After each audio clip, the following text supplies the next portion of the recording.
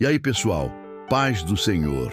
Bem-vindos a mais um episódio da nossa série Hermenêutica na Prática. No vídeo de hoje, vamos mergulhar num dos passos mais importantes e, confesso, um dos mais desafiadores do estudo bíblico, a aplicação.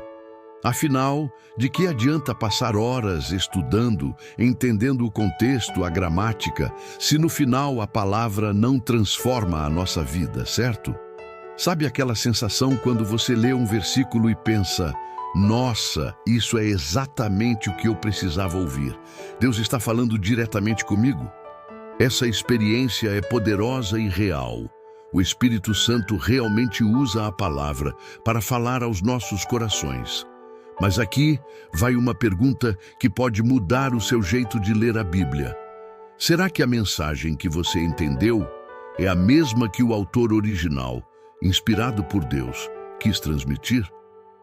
Muitas vezes, na ânsia de encontrar uma resposta imediata para os nossos problemas, acabamos usando a Bíblia como um livro de frases de efeito ou um horóscopo espiritual. Pegamos um versículo isolado e forçamos ele a se encaixar na nossa situação, sem nos preocuparmos com o seu verdadeiro significado.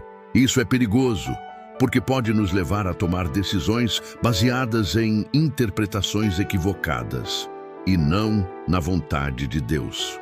Hoje, eu quero te mostrar como aplicar a Bíblia da maneira certa, de forma fiel ao texto, sem distorcer a mensagem e, ao mesmo tempo, sem perder a revelação pessoal e íntima que o Espírito Santo quer te dar. Vamos aprender a transformar o conhecimento em prática, a teoria em vida. Então, pega sua Bíblia, seu caderno e vamos juntos descobrir como a hermenêutica pode revolucionar a sua caminhada com Deus. O primeiro princípio fundamental que precisamos entender é: o texto bíblico tem um único sentido original. Isso mesmo. Quando Deus inspirou os autores bíblicos, seja Moisés, Davi, Paulo ou João, ele tinha uma mensagem específica em mente para um público específico, num contexto histórico e cultural específico. A nossa primeira tarefa, como estudantes sérios da palavra, não é perguntar o que esse texto significa para mim, mas sim o que esse texto significou para eles. Ignorar esse princípio é a raiz de quase todos os erros de interpretação. É como pegar uma carta de amor que seu avô escreveu para sua avó e achar que todas as promessas ali foram feitas diretamente para você. Existem princípios universais ali, claro, mas o destinatário original era ela. Vamos pegar um exemplo clássico que todo mundo ama. Josué 1, versículo 9. Não te mandei eu? Sê forte e corajoso. Não temas, nem te espantes, porque o Senhor, teu Deus, é contigo por onde quer que andares. Que versículo poderoso! Quantas vezes já não o usamos para nos encorajar antes de uma prova, uma entrevista de emprego ou um novo desafio? E não há nada de errado nisso, mas precisamos ir mais fundo. Essa ordem foi dada diretamente a Josué, num momento extremamente específico e crucial da história de Israel. Moisés, o grande líder, tinha acabado de morrer. Josué estava assumindo a responsabilidade gigantesca de liderar milhões de pessoas na conquista da terra prometida. Uma terra cheia de inimigos e desafios. A promessa de Deus para ele era literal e contextual. Eu estarei com você na batalha, na travessia do Jordão, na conquista de Jericó. Então, como aplicamos isso hoje? A aplicação correta não é pensar que Deus está prometendo que você vai passar naquela prova ou conseguir aquele emprego específico. A aplicação correta é extrair o princípio eterno que está por trás da ordem. O princípio é: Deus capacita e acompanha aqueles que Ele chama para cumprir a sua vontade, mesmo diante de desafios que parecem impossíveis. Percebe a diferença? Em vez de forçar o texto a dizer o que queremos ouvir, nós extraímos o princípio universal e o aplicamos à nossa realidade. Se você está enfrentando um desafio que Deus colocou no seu caminho, seja no seu ministério, na sua família, no seu trabalho, então sim, você pode se apropriar desse princípio. Seja forte e corajoso, pois Deus está com você nessa missão.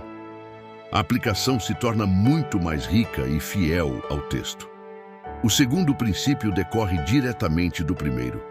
A interpretação sempre vem antes da aplicação. A ordem é essa, e não pode ser invertida. Primeiro, nós nos esforçamos para entender o significado original do texto. Depois, e somente depois, nós pensamos em como aplicá-lo em nossas vidas. Pular a etapa da interpretação é como tentar construir uma casa sem a planta. O resultado provavelmente será um desastre. Vamos ver outro exemplo muito conhecido.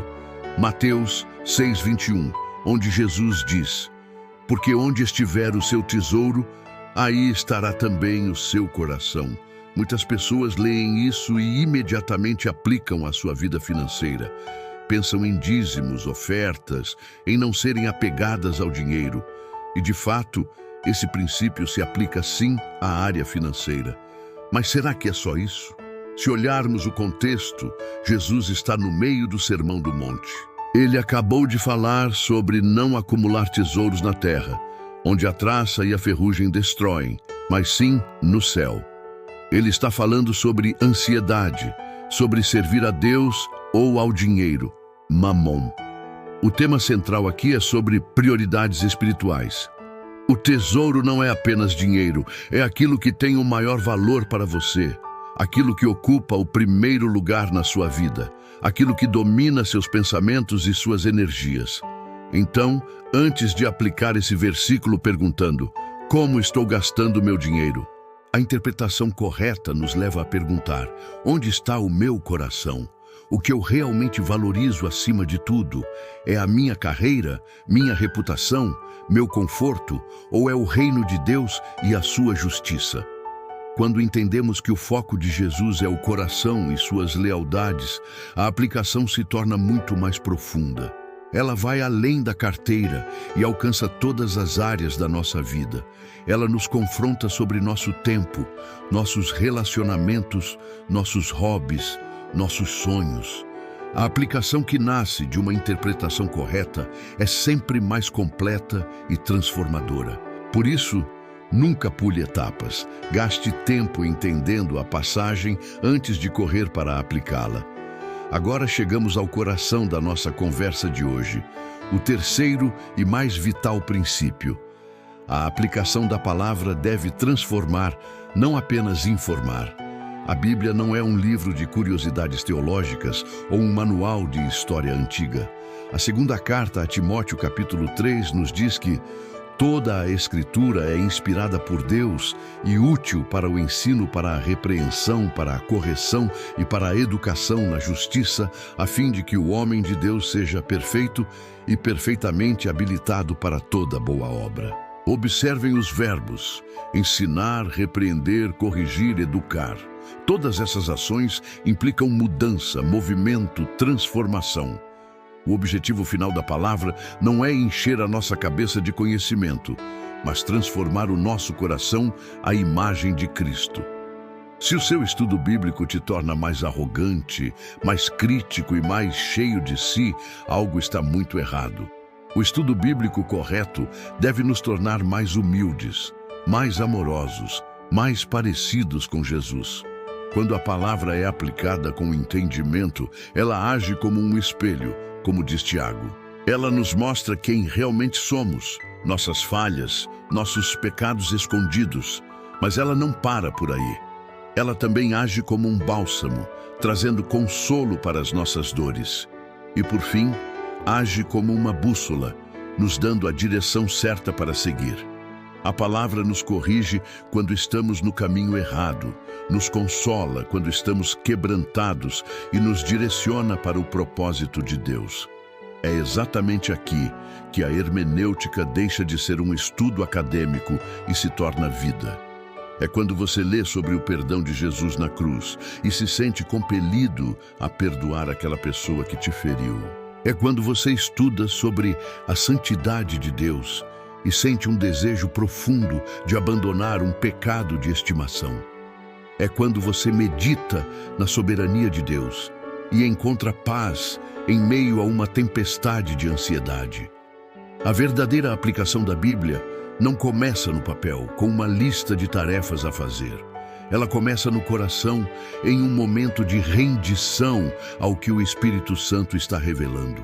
É um processo fascinante, porque no final você percebe que não é você quem está aplicando o texto à sua vida.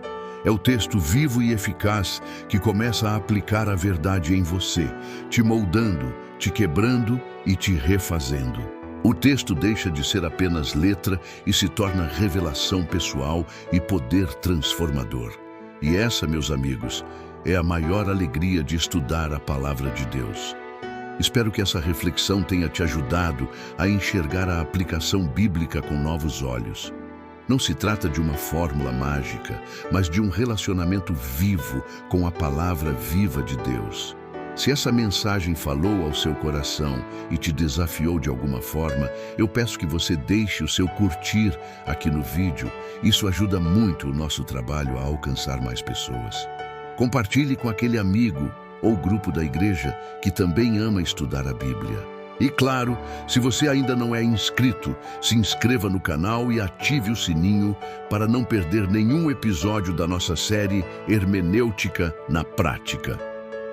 No nosso próximo encontro, vamos falar sobre um assunto importantíssimo: como evitar os erros mais comuns de interpretação bíblica. Sabe aqueles erros que, por um detalhe, mudam completamente o sentido de um texto? Vamos identificar e aprender a fugir deles.